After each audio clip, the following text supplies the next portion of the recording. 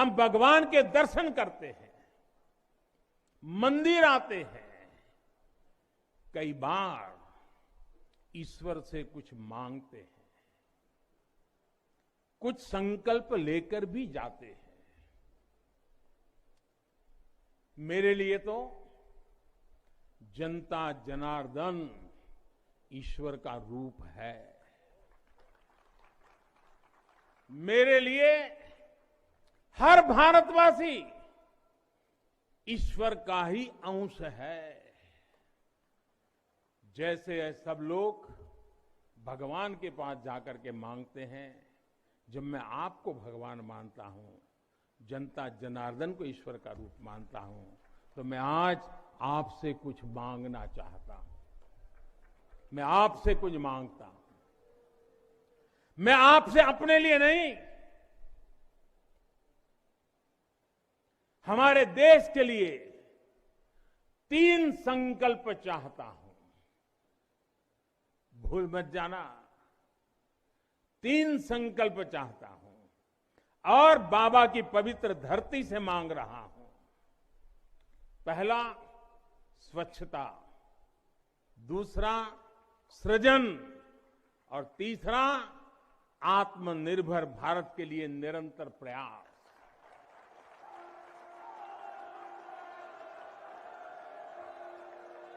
स्वच्छता जीवन शैली होती है, स्वच्छता अनुशासन होती है। ये अपने साथ कर्तव्यों की एक बहुत बड़ी श्रृंखला लेकर आती है। भारत चाहे जितना ही विकास करे, स्वच्छ नहीं रहेगा तो हमारे लिए आगे बढ़ पाना मुश्किल होगा। इस दिशा में हमने बहुत कुछ किया है, लेकिन हमें अपने प्रयासों को और बढ़ाने होंगे। कर्तव्य की भावना से भरा आपका एक छोटा सा प्रयास देश की बहुत मदद करेगा। यहां बनारस में भी, शहर में, घाटों पर स्वच्छता को हमें एक नए स्तर पर लेकर जाना है। गंगा जी की स्वच्छता के लिए उत्तराखंड से लेकर बंगाल तक कितने ही प्रयास चल रहे हैं।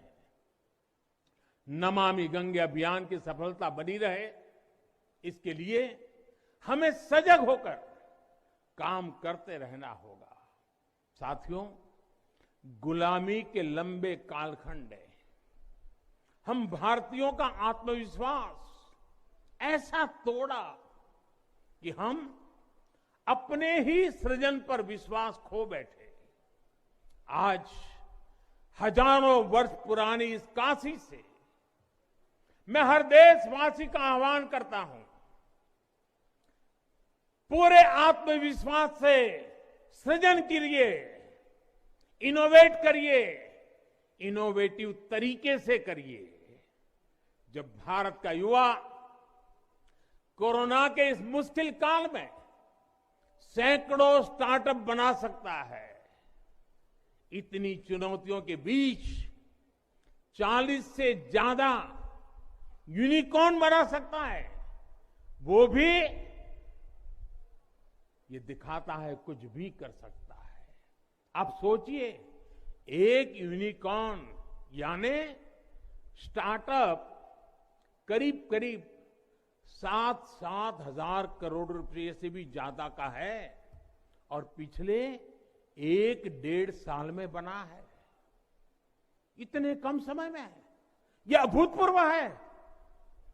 हर भारतवासी जहां भी है, जिस भी क्षेत्र में है, देश के लिए कुछ नया करने का प्रयास करेगा, तभी नए मार्ग मिलेंगे, नए मार्ग बनेंगे और हर नई मंजिल पाकर रहेंगे।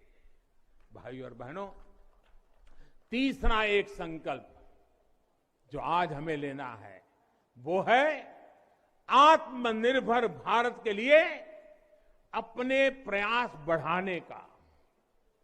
ये आजादी का अमृत काल है। हम आजादी के 75वें साल में है, जब भारत 100 साल की आजादी का समारोह बनाएगा, तब का भारत कैसा होगा, इसके लिए हमें अभी से काम करना होगा। और इसके लिए जरूरी है हमारा आत्मनिर्भर होना। जब हम देश में बनी चीजों पर गर्व करेंगे, जब हम लोकल के लिए वोकल होंगे, जब हम ऐसी चीजों को खरीदेंगे जिसे बनाने में किसी भारतीय का पसीना बहा हो, तो इस अभियान को मदद करेंगे। अमृत काल में भारत 130 करोड़ देशवासियों के प्रयासों से, सबके प्रयासों से आगे बढ़ रहा है। महादेव की कृपा से, हर भारतवासी के प्रयास से हम आत्मनिर्भर भारत का सपना सच होता देखेंगे। इसी विश्वास के साथ मैं बाबा विश्वनाथ के, माता अन्नपूर्णा के, काशी कोतवाल के और सभी देवी देवताओं के चरणों में एक बार फिर प्रणाम करता हूं। इतनी बड़ी तादाद में देश के अलग अलग कोने से पूज्य संत महात्मा पधारे हैं। ये हमारे लिए, मुझ जैसे एक सामान्य नागरिक के लिए ये सौभाग्य की पल है।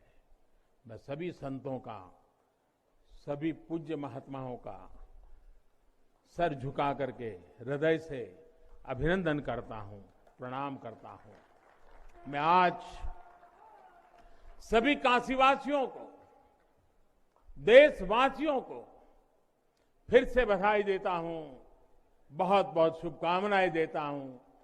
हर हर महादेव, हर